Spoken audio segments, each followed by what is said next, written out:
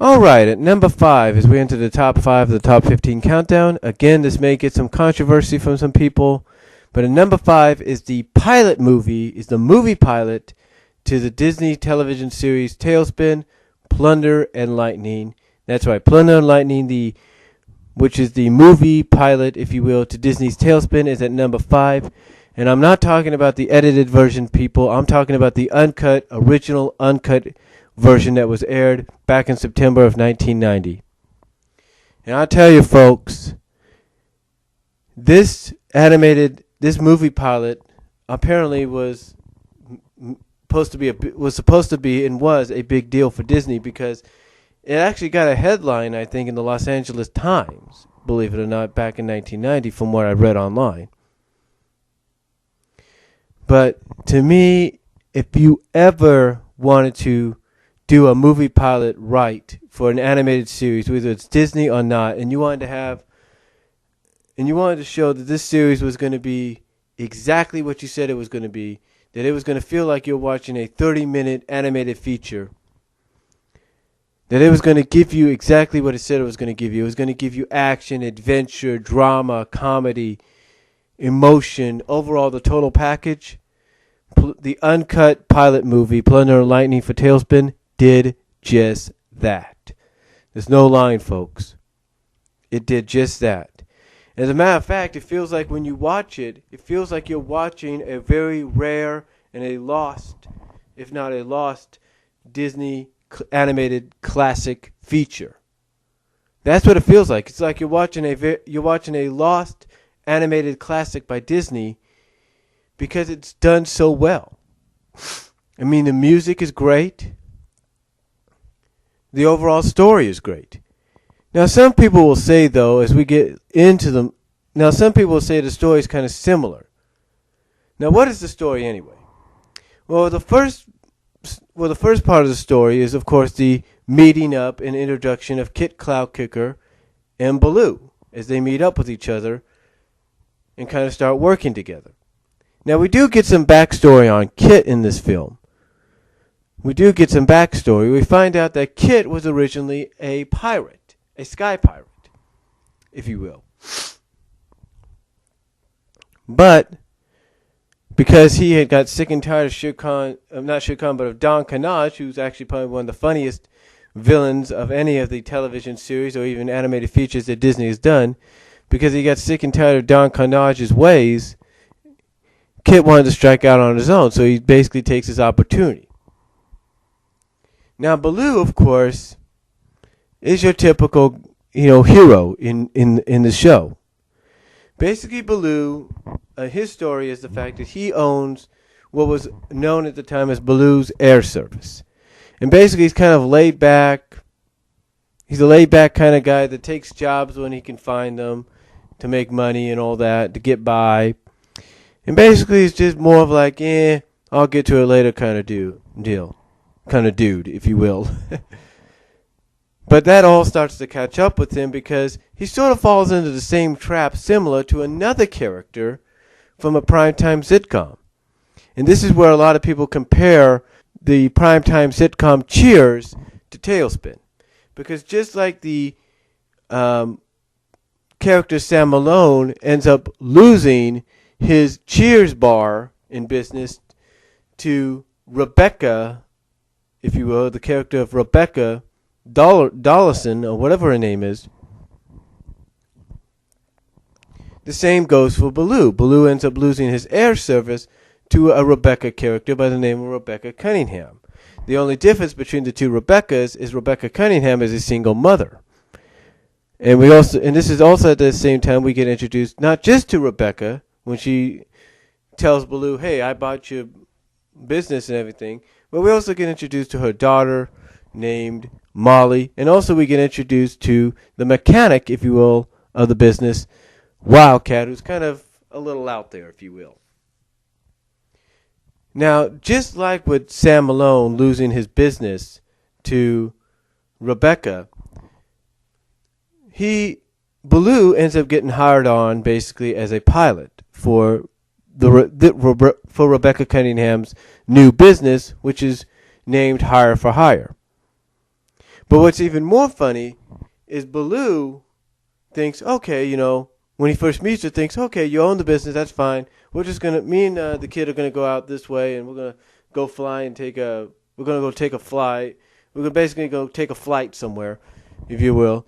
But what happens, what's unique about this is you think, okay, put yourself in Baloo's shoes. You think, okay, the lady owns the business, that's fine, whatever.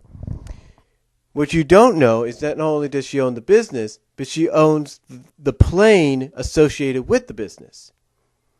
That's right.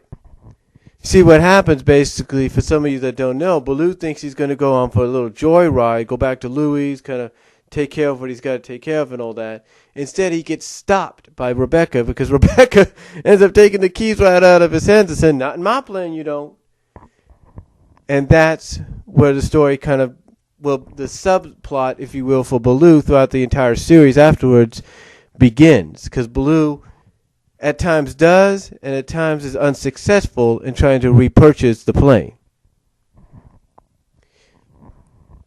But overall, besides that, the story is just the introductory, the pilot is overall is just tremendous. It's very well done. The story is very well done. The characters are very well done. The music, the songs are so well done. It feels like like I said, it feels like you're watching a very rare and lost animated feature by Disney. That's what it feels like. Now, one of the most talked about and popular songs out of the pilot is Home is Where the Heart Is. Now, when this got edited down to 4 parts, that was edited out, unfortunately. But it is a very pretty song. There's no doubt about it. Very beautifully done. I mean, it just adds to the atmosphere of how well this pilot movie was made. How well this movie pilot was made. I mean, it was made so well that the following year, it got an Emmy Award for Outstanding Animated Primetime Program. That's how well it was done. So, overall, Tailspin Plunder and Lightning movie pilot definitely deserves to be number 5 on the top 15 countdown. Alright, at number 4 here on the top 15 countdown is Aladdin. That's right. Now, I know some of you may say it should be a little higher, right? Well, no, it's actually exactly where it should be. Because Aladdin is a fun film. It's a very unique, very funny film. I mean, basically, it's a direction that Disney took in this film that has not been taken before.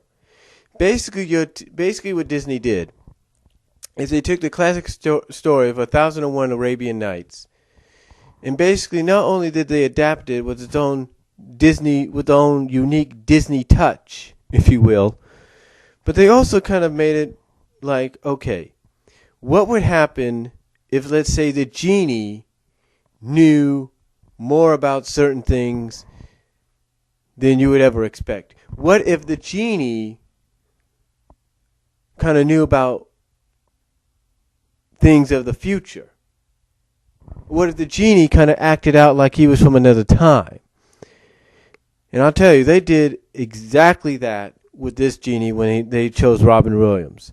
They basically allowed Robin to look into a box, according to what they've said, and pick out certain items and just go, hey, look at this, look at that, look at this, it's a double yarmulke, look at this, it's a double slingshot kind of deal. But, I have to say this, they did a great job in getting Robin Williams as the voice of the genie. I'm not denying that. They did a great job with Scott Wigner as the voice of Aladdin, and I think Linda Kay, or whatever her name is, as the voice of Jasmine. Just unbelievable choices, just great overall.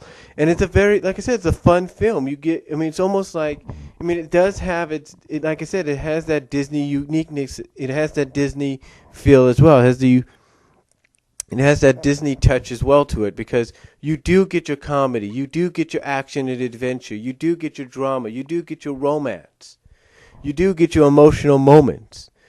You get all of that, but you get it with a uniqueness unlike any other Disney film at that time. Because in the eyes of many, and even I've admitted, and even I have to agree with this, Doug Walker said it, Aladdin at that time felt like it was the first movie done by Disney that was made specifically for boys. I mean, yeah, it had its princesses. It did add Jasmine to the princess lineup for Disney. It did have, like I said, it did have its romance. It did have its drama, its comedy, its action. It did have its musical numbers.